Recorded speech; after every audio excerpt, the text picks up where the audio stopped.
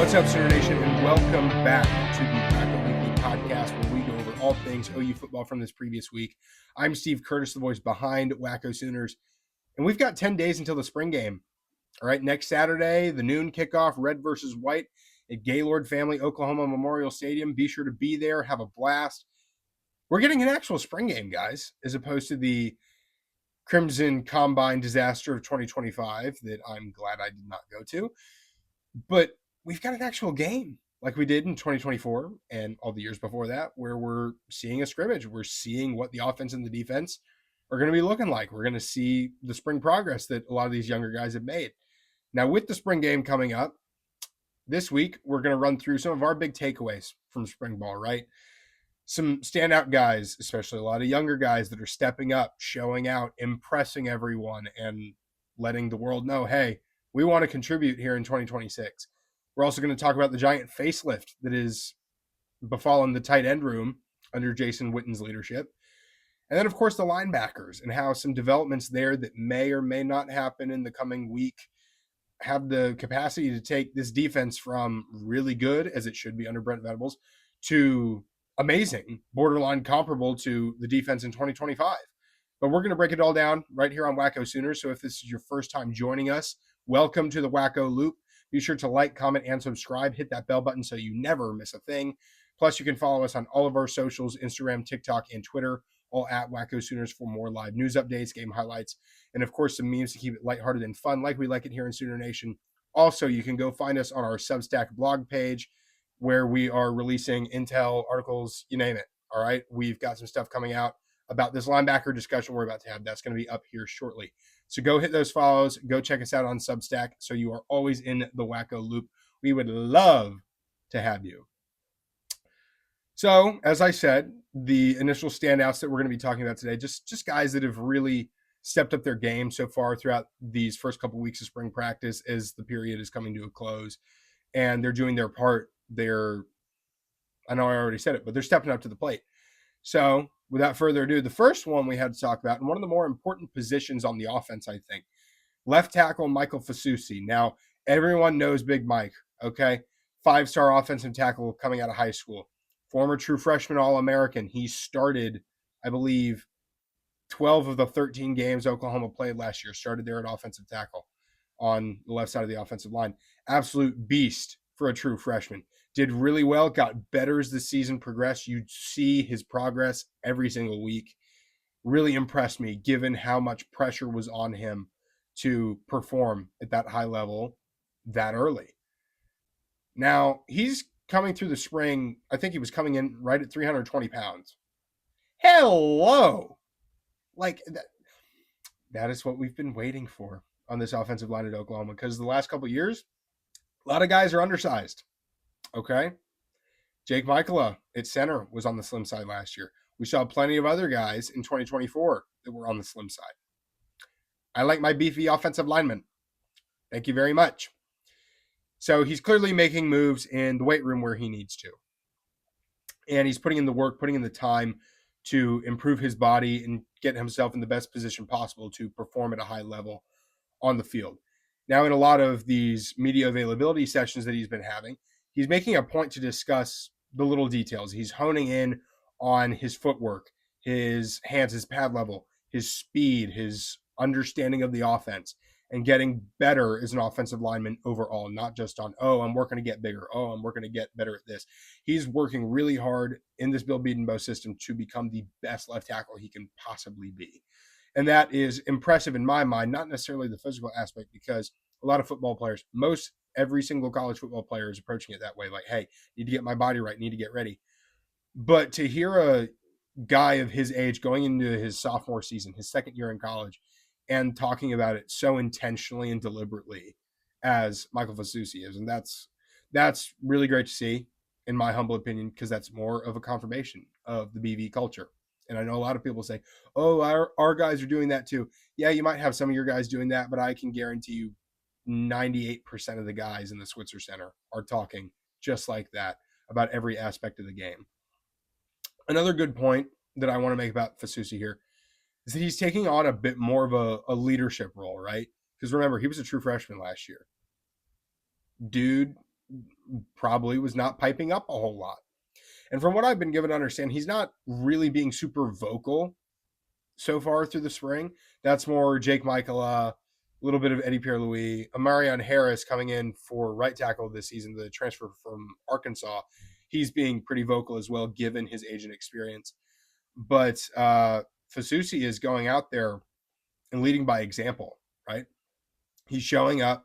He's doing the work. He's working incredibly hard. Based on all accounts, he is the hardest practice player on the team. He's out there to kick your butt. We've been hearing all spring, true freshman edge Jake Krell Krell. We need to figure out how to pronounce that. I keep hearing conflicting options. But Jake is coming out like a freight train as a true freshman. And the only one who can stop him is Michael Fasusi. And it's over like that. Jake steps up. Mike beats him just like that. No questions, no nothing. It's over quickly. So he's kicking butt. He's coming along nicely, especially against a really great true freshman talent like Jake Krell. And that's great because you know that Brent Venables, Miguel Chavis, and Todd Bates, they do not skimp on their defensive recruits, on their defensive linemen. So if you're getting a top tier defensive lineman as a true freshman and he's coming in, getting some run with the ones from time to time, he's going up against your starting left tackle. Now, of course, Fasusi's got a year on Jake Krell, but ultimately you still feel good about that, knowing that Fasusi's making that a quick kill. But then there's the question, but maybe Jake Krell's not that good. He's a true freshman. Give him a minute. But he's got great talent, so go with it. But ultimately, I think Fasusi's just doing a great job. Just the whole process, the details, the intensity, the strength, his dedication to the little things. Like, every word that I'm hearing about him coming out of spring ball is he's one of the best players on the team right now. And if your left tackle is one of the better guys on your roster, that's a pretty dang good place to be because at least you know your quarterback's blind side is going to be protected most of the time. So moving on from Fasusi, I'm loving what I'm seeing from the true freshman running backs in Des Walker and Jonathan Hatton because right now Xavier Robinson and Torrey Blaylock are kind of out for the spring. Some minor injuries. Torrey still recovering from his shoulder injury at the tail end of last season. X is having a bit of a strain right now, I believe. So the freshmen are getting the run of the snaps up there with Colorado State transfer Lloyd Avant. And these freshmen, dude, like they're nuts. They're both physically ready to play the game.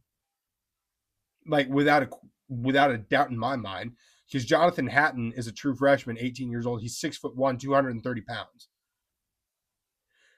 6'1", 230 as a true freaking freshman. Excuse me? That I love it. I love me some big bowling ball running backs. And I want more. I want Torrey Blaylock to put on some more weight if it suits his frame. I want to see more. I want to see more power.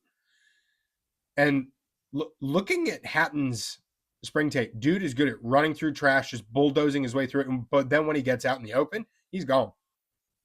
He's big, he's strong, he's running in a straight line, and he's going to run you over. And if he does, you're able to get up to catch him, you're not going to get him. Dude's big and strong, but he's fast as heck, guys. And couple that with Dylan McCullough as the new running backs coach, I like that. Because Dylan McCullough consistently produces dudes. Consistently 1,000+ yard rushers almost every single year that he's been coaching in college. Absolute stud muffin. Yes, I just used stud muffin unironically. But I think ultimately with this running back room, because you know what you're getting out of X and Torrey when they're healthy. You feel really good about Jonathan Hatton and Des Walker. You feel pretty dang good about Lloyd Avant too. You like where Gabe Sawchuk is at. You like Andy Bass when he's healthy. That's a nice running back room. With a coach that's a freakazoid when it comes to consistent production? Hell yes.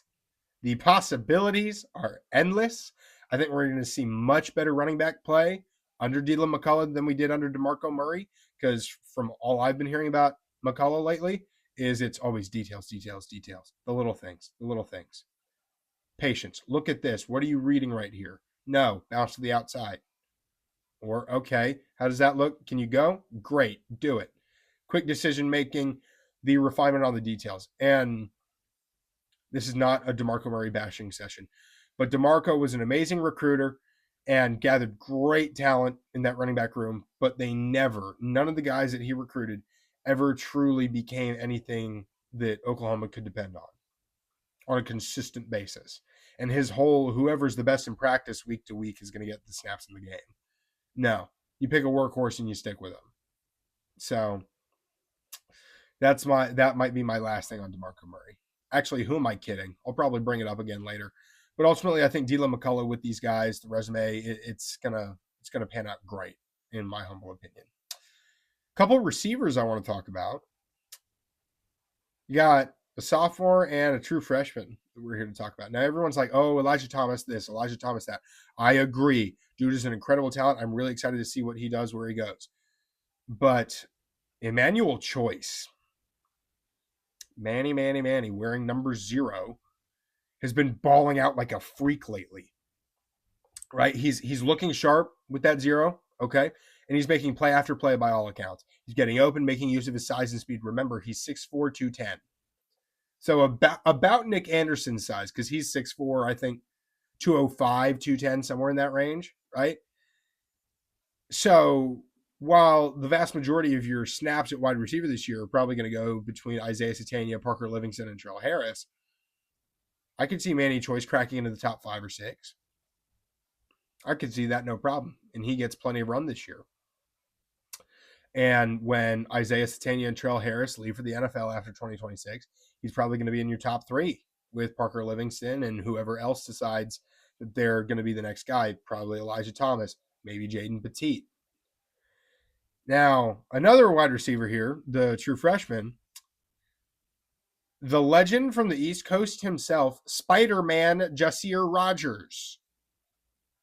This kid, I was a little apprehensive when he committed to the class back in 2026, or back in late 2025 to this 2026 class, because he's only 5'11", he's about 180 pounds, decent slot guy size, great, fine about that, but had never really heard of him.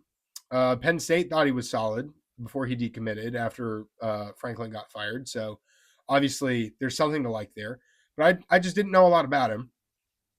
And dude is scaring people as a true freshman right now, wide receiver. Now, remember way back when there were videos of Jahsiear doing gymnastics with some of the gymnastics squad, right? And there was another football player running around with him, and he was kind of young, kind of small. Yeah, that was Jahsiear Rogers. And that's why they call him Spider-Man. Because he's flying around all over the place. He's breaking loose. He's doing crazy stuff. He's into the crazy acrobatics, quick on his feet. And he's using that entire skill set right now as a true freshman during the spring to kick butt. And I'm like, hello. Yes, please. True freshman that's going to be a freak? Great. Play whatever freak you have at wide receiver. I don't really care which one, name-wise, as long as they're a freak and they're going to get stuff done. And it sounds like so far he's going to get stuff done. Now, as I said, the top 3 receivers this season in terms of snaps are going to be Satania, Harris, and Livingston. I think anyone's going to make that bet right now. But unlike 2025, I don't think we're going to play 3 wide receivers almost the entire time, because you had Satania, Burks, and you started with Keontez Lewis. Then he got hurt too many times, and then you brought in Giovanni Gibson. And then you'd see a little bit of Jermichael Carter. I think it's going to be those 3, Satania, Harris, and Livingston. But you're going to get plenty of rotation between the guys behind them, right? So Manny Choice, Jahsiear Rogers, Jaden Petit's going to get a little bit of run. Jermichael Carter's going to get a good chunk of run.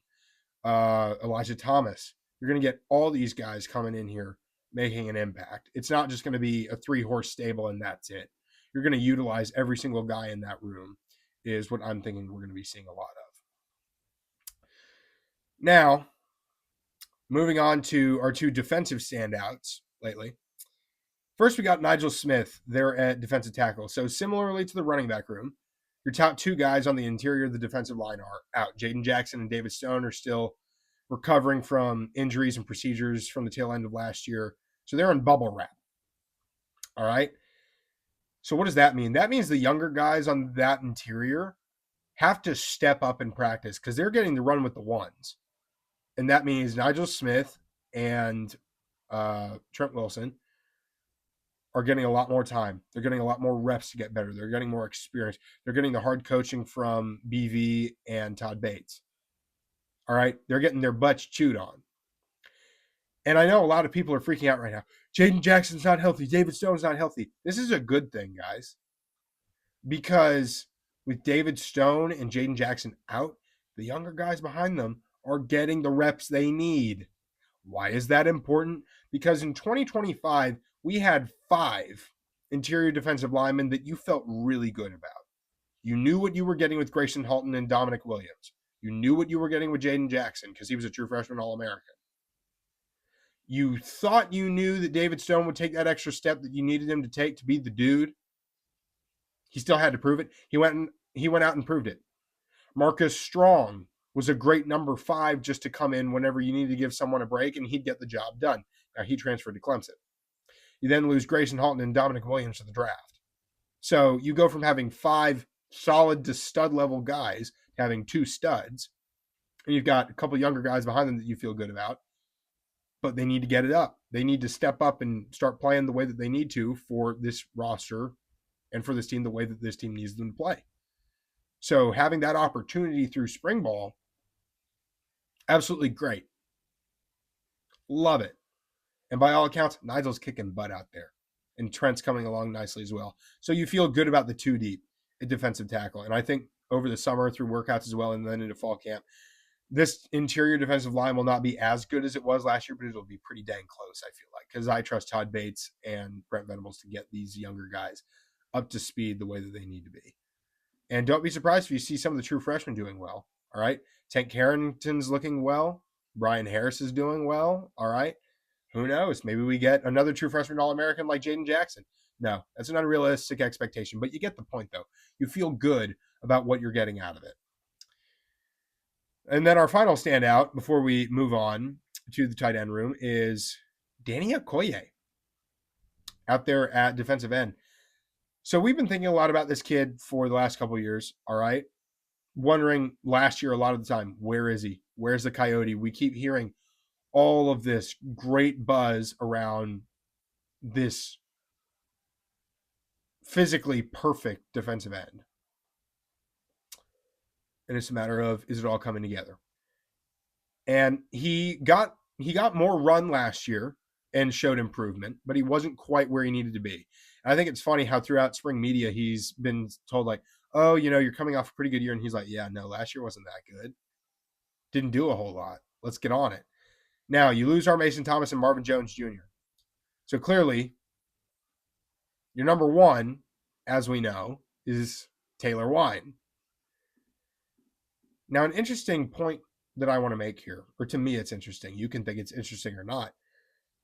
But do we remember that for Taylor Wine, the first couple of years, it was slow. It was piece by piece. He's not quite there yet, not quite there yet. And then we all start asking in year 3, 4, where is he? What's he doing? And then Miguel Chavis starts going off, Taylor Wine's going to be crazy this year. And then Taylor Wine bursts onto the scene and has the freakish 2025 season that he had, to where our Mason Thomas misses your last 3 regular season games and most of that Tennessee game on the 1st of November. And the defense doesn't skip a beat. If we're looking at the trajectory here, because our Mason Thomas was the same way, it didn't really come together for him until year 3. So we see our Mason Thomas, year 3 came out. Taylor Wine, year 3 came out. Could we see that from Danny Okoye in 2026? I think so. Now, of course, there's the question, what about PJ Adebawore? PJ, former 5-star, obviously a creature of an athlete. And it's taken him a while to get where he is. And remember, we had the whole debacle where he was in the portal for like 10 minutes and then he came out of it because of the paperwork mix-up, things like that. But I think that for that number 2 defensive end spot on the opposite side of Taylor Wine, it's going to be the Danny Okoye, PJ Adebawore race. And I think to start the year, they're going to get a pretty decent split of the snaps. And I think eventually, about midway through the season, you're going to see one start to really pull away and really start to cook the other one. And I think that's going to be Danny Okoye. Now, if it's PJ and I'm wrong, PJ, I'm sorry, it's nothing personal. It's just my opinion. But then also just in terms of the entire defensive end room, you feel really good about the depth that you have there. You've got Wyatt Gilmore, CJ Nixon. You've got Jake Krell and Matthew Nelson, the two true freshmen coming in. You feel good about that group. Taylor Winesman leading the whole family in extra work after every spring practice. The entire crew is off to the side, and he's leading them and doing extra work. He's getting his coaching in, and I think that's really promising for the unit as a whole. But yeah, Danny Okoye, that's a name to watch out for this fall on that defensive end side. So the tight end room, we'll try and rush through this one a little bit because we're going a little overtime. But actually, no, you know what? We're here to talk ball. Let's talk ball. So the tight end room, complete transformation from what we've been seeing the last couple of years under Brent Venables. Because holy moly, it based on size alone of each guy or in the aggregate, if Oklahoma's tight end room does not win most improved unit in the SEC, I'm going to cry. Because you look at the tight ends in 2025, you had guys that were 6'2", you had a couple that were 6'3", most of them were 6'4", and a couple of freaks at 6'5" and 6'6". But they were all a little bit on the lighter side. You had two guys over 250 pounds. And that leading tight end was the smallest one at 6'2", 233. That's not something to be excited about. We love Jaron Heinecke. We love the burger back here. Absolutely love him. He's a friend of the program. Just kidding. I wish he was. Jaron, we love you. Regardless, you look at the tight ends in 2026, you feel a lot better. Because you look at this, and the only guys that are like, you've got three guys under 230 pounds. Or no, under 240. Under 240 pounds, okay? Two of them are your true freshmen and Ryder Mix and Tyler Ruxer. Okay? Cade McIntyre is 6'3", and he's 225. Need to beef him up. But when Oklahoma cleared out the whole tight end room to make room for the guys that Jason Witten wanted to bring in, you keep Cade McIntyre. So they feel good about him there somewhere, and it's a matter of finding his spot there. You've got Trinae Washington. He's 6'3", 265. What? Holy freak. And then the rest of the guys you've got in there, you have John Locke, who was retained at 6'4", 240 now. He's lost a little bit of weight. And then you've got your three transfers, okay? You've got Jack Van Dorselaer, JVD, as he will be referred to from now on, at 6'4", 240. Rocky Beers is 6'5", around 245, 250. And then, of course, the freakish of them all, Hayden Hansen is 6'8", 268. So you're seeing a massive change in the size aspect. Oklahoma's looking for big, beefy tight ends. And that's not a slight on Jaron Heinecke. We love Jaron Heinecke. But the room is totally different. No one is under 6'3". And again, of the 6 non-freshmen in the room, only one is under 240 pounds. So you've got weight to match the height. You've got most of your guys in that sweet spot of 240 to 260. And that's a great balance for being inline bodies to block, which Hayden Hansen and JVD are kicking butt doing that. And then you're zooming in at the top end of the spectrum here on the weight side where Trinae Washington's just huge. I bet you we see a good bit of him coming in just to block in goal line situations with how big he is. And I don't see him catching a lot of passes, but the blocking game, I think, is absolutely a huge point that can be used here. Then Hayden Hansen, as I said, 6'8", 268. It's not a pudgy or flabby 268. It's all muscle. This guy's big, and he's got the big boy muscle and weight on it. And then couple that with all of his starting experience in the SEC when he was down at Florida for the last several years, I'm definitely on the Hayden Hansen hype train. Absolutely. And from what I've been hearing, the tight end room is doing a great job in supplementing the run game. They're running a lot of outside zone now. John Mateer's under center more. Hallelujah. Thank you. But it's not just the run game that these guys are helping, because that's important, don't get me wrong, but they're apparently being pretty dynamic in the pass game as well. You've got Hayden Hansen, Rocky Beers, and JVD. I think your top 3 tight ends in 2026. They're going out there making play after play in the pass game. All right. I just heard that Hayden Hansen went over the top and beat someone deep on a deep crosser. All right. Rocky Beers is a freak when he gets the balls in his hands and he's just turning loose like a freight train. And JVD is great all the way around, run game and catching game. He's all over the place. And actually, wait, side note, I forgot to mention this a second ago when it was first on my mind. Rocky Beers, someone go watch his interview with Rodney Anderson over at One Oklahoma and tell me that guy does not look and speak and act just like Baker Mayfield, just in terms of his face. When he's speaking, the way his face moves, he looks exactly like Baker Mayfield to me. Someone please go find that later and tell me I'm wrong if you think I'm wrong. It's like, it's terrifying looking at that doppelganger-ness. It's scary to me. But anyways, moving on from that side note, this is what a SEC tight end room is supposed to look like. Big, beefy dudes. They're out there making an impact from the jump, both on the ground and through the air. And that's what we've been missing through the Austin Stogner, Bauer Sharp, and Jaron Kanak experiences. Jaron Kanak didn't find the end zone once last year. He was a detriment to blocking in the run game for the most part. Dude would get his ass kicked by defensive ends. He was too small. Now, does that mean I think this is the most elite tight end room in the nation? No. I'm not saying that at all. I just think that this finally fits the mold of the tight end room that we've been wanting at Oklahoma, and I think with Jason Witten leading the charge, they're going to be in a great position to make a substantial contribution to this Oklahoma offense in 2026. You're being coached by Jason Witten, one of the greatest tight ends to have ever played the game, future NFL Hall of Famer. And you've got the physical capacity to be the kinds of tight ends that you need them to be. I think that this room is going to completely transform the offense.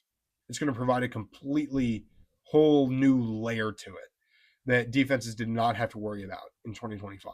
And that's going to make the offense so much more dynamic and lethal. And I think that it may end up, between the run game and the dynamic capacity in the passing game, I think the tight ends can really, really be the difference between ultimate success and ultimate failure for this offense in 2026. And I'm leaning in the direction of success. All right. So final point of the day, the linebacker room. So how do I put this? There is one giant question that I have for this defense coming into 2026, and it is depth. It is proven depth, particularly at the linebacker position. Because right now, as it stands, you have a bunch of true freshmen, a bunch of redshirt freshmen, and then you have four elder statesmen. You've got Kip Lewis as a redshirt senior coming back from his season with 76 tackles, 4 sacks, and a forced fumble. And you've got Taylor Heim, a redshirt junior, who didn't play a whole lot last year. You've got redshirt sophomore James Nesta coming back this year. And then, of course, you have the junior transfer from Michigan, Cole Sullivan. Right now, it's looking as if Kip Lewis and Cole Sullivan are your top 2 linebackers, and you'll have Taylor Heim and James Nesta come in. Every single other linebacker in that room is a true freshman or a redshirt freshman. Not the most experienced guy behind those first 4 have had 1 year in the program, and they're going in a year 2. That does not make me feel good, especially because Taylor Heim and James Nesta, so right now linebackers 3 and 4, don't have a whole lot of experience. They haven't gotten a crazy amount of run on the defense, which means that Kip is the only guy in that room coming back with an intimate knowledge of the defense and the starting experience to back it up. You've got Taylor Heim. He's in year 4. He's definitely got an intimate knowledge of the defense, but he hasn't had to put it together yet in a full capacity because he's not been expected to be that dude. Cole Sullivan, he's got starting experience, but he's new to the defense. So forgive me, this does not make me feel good. So I, of course, trust BV and Nate Dreiling and Wes Goodwin to develop their linebackers to be a solid rotation and not be a detriment to the defense's efforts. Kip's going to be a stud. I think Cole Sullivan's going to be just fine. I think Taylor Himes going to figure it out all right, and I think James Ness is going to be okay. But you only have one guy where you know exactly what you're going to be getting. Exactly what you're going to be getting. And with how complex and cerebral and complicated and ever-changing that this defense is, as I've said multiple times already, I don't feel good about it. And on that note, remember Danny Stutzman, our wonderful number 28, that absolute monster from Central Florida. Danny did an interview with Brandon Drum over on OU Insider, I think last fall, prior to the Alabama game in Tuscaloosa. And he was asked about the complexity of NFL defenses and the differences between the NFL and Brent Venables' defense. And Danny's like, you're getting new installs every single week with BV. In the NFL, you're learning what your defense is good at, and you guys keep running that all the time. Versus Brent, you're getting new stuff every week. You're constantly adapting and changing to your opponent. So you have to be really smart to play linebacker in Brent Venables' defense. Because you're back there making the calls. You're back there making the checks. You're the quarterback of the defense. So I'm just uncomfortable with one seasoned veteran back there, and everyone else is either new to the defense or new to a significant role. And I know I've repeated myself so much, but that's how worried this makes me. Now, the question here is, how does Oklahoma solve this to not only make us feel better about it, but how to actually solve the problem? And my answer is in the form of my favorite Sooner at this moment in time. My favorite current Sooner on the roster. Well, I guess he's not really on the roster right now. He could be. One Owen Heinecke, our beloved former walk-on out of Tulsa, Oklahoma. Yes, I take any excuse to talk about Owen Heineke's eligibility battle here because that's simply because we love Owen so much here. Okay, he went from being a virtual unknown to a staple of the program in the span of 3 months. So we actually are writing a piece about this on our Substack that is coming out later this afternoon about the implications of Owen Heinecke in that linebacker room. Not only is Dude an elite linebacker and would be a fantastic addition just in terms of his production, Dude would be so helpful to his teammates. What do I mean by that? Well, as we know, per NCAA regulations, Owen cannot participate in practices, team meetings, the works. He can attend practice as an observer. He can use the facilities all he wants, yada, yada. He can talk to coaches, go to film study sessions, whatever you want. Just don't participate in practices as if you are a full-fledged member of the team. Because right now he's not. By all legality, all rules, all regulations, he is not on the team. Now, of course, we know he filed the injunction. That is happening next Thursday in Cleveland County at 8:30 a.m. And we will keep you apprised as to what's going on as stuff comes up. But I only realized in the last couple of days how big the Owen Heinecke rerun could possibly be. And that came to my mind when I started hearing Owen isn't just hanging out at practice and watching. He's on the sidelines. And after every single play, somebody on the defense is coming up to him and saying, where did I go? Asking, where did I go wrong? Where do I line up? What was the offense showing me? How can I diagnose that faster? Where do I need to line up? What do I need to check? What do I need to call? And this isn't just the younger linebackers like Heim and Nessa or Cole Sullivan coming up and asking about the defense or the freshmen.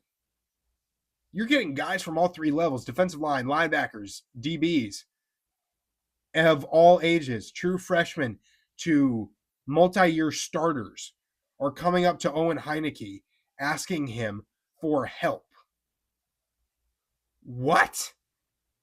He's out there behaving like a coach. And that tells me you want that guy out there because not only does he completely understand the defense at an incredibly high level, as any middle linebacker should, especially one that took the starting job in the final third of the season, and didn't give it back. But he's able to have conversations with people on the sidelines, totally unrelated to football, while watching practice. Someone runs up to him after play, interrupts his conversation, and he's able to rattle off for him immediately what they need to change or what they did wrong, where they need to go, what needs to be done. That gets me so excited about getting Owen back because, we all know he's a good player. We saw it. Okay? He got his opportunity. He balled out, didn't give it back. But seeing him go through the process of being an informal coach, he's being looked to for leadership. Everyone is looking to him saying, hey, help me out here. What needs to be done? How do I get better? They're looking to Owen for advice on their play. They're looking to him for leadership. Owen Heinecke coming back in 2026. That's a team captain right there. That is your starting middle linebacker wearing the green dot. That is the guy that is commanding the field. That is the guy that's going to move the chess pieces around the board in an incredibly high level in year 5 under Brent Venables. Owen Heinecke has the capacity to take this defense from being good, which I think without him it will be, and completely changing the fabric and making it great. Making this defense elite, particularly at linebacker, because then you have Owen and Kip as your top two. You have Cole right behind them. You've got Taylor Hyman, James Nesta figuring their stuff out right behind them. And then imagine Owen's going to be able to help all the freshmen out this year. They're going to watch him and learn from him and Kip. So not only would this be huge for the 2026 season, this would tee up all of those young linebackers. Because right now, at this moment, without Owen Heinecke, there are 11 on the roster. 7 of them are redshirt freshmen or true freshmen. Owen Heinecke, with how he thinks about the game, how cerebral he is in his way of approaching middle linebacker, that is going to be a wealth of knowledge that you can't put a value stamp on. And that will be absolutely critical and huge for these linebackers and for the OU defense in the years to come. Not the year to come in 2026 where we still have Owen on the field, but for years. Because if Owen teaches these guys are going to get better a lot faster. So OU's linebackers are going to be in a better position without Owen Heinecke and Kip Lewis in 2027. And then they're going to get better, and they're going to be able to teach the guys behind them. Because right now there's a giant jump in talent and production, or not talent, experience and production and understanding. Keeping Owen another year is going to narrow that gap, and then all these guys are going to be able to teach the younger guys behind them. This defense, if we get Owen Heinecke back, is still going to be a freak. And I do believe it is because of one man alone. And I will stand on that from here to eternity. Owen Heinecke is going to be your defensive MVP, without a doubt. He's going to make the biggest impact, not just in production, but in the overall makeup of the entire defense in 2026. Now, a little bit more in depth on that. We're going to have something up on our Substack later this afternoon, so be sure to go check that out. But with that being said, that's going to wrap it for this edition of the WhackoWeekly Podcast, where we go over all things OU football from this last week. If you don't want to miss anything, be sure to like, comment, and subscribe. Hit that bell button so you don't miss anything, because we love talking OU football here. Now, of course, we have the spring game next Saturday, a week from this Saturday, so 10 days from now. The Owen Heinecke hearing is next Thursday, so a week from tomorrow. And I'm planning on attending if it's open to the public. Still got to make sure that we're all set on that. And we will keep you apprised as to what's going on about that. So we will do an instant reaction to the Owen Heinecke hearing if I'm able to make it to that. Or if I'm allowed in.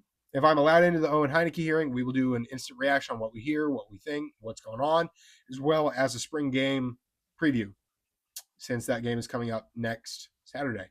But anyway, Sooner Nation, thank you for paying attention. Thank you for joining us today in the Wacko Loop. Go follow us on all of our socials, Instagram, TikTok, and Twitter. Go check us out on our blog at Substack. Go hit those follows. Go hit the subscribes. Hit the bell. Hit everything so you're always in the Wacko Loop. With that being said, Sooner Nation, have a great rest of your week. Boomer Sooner.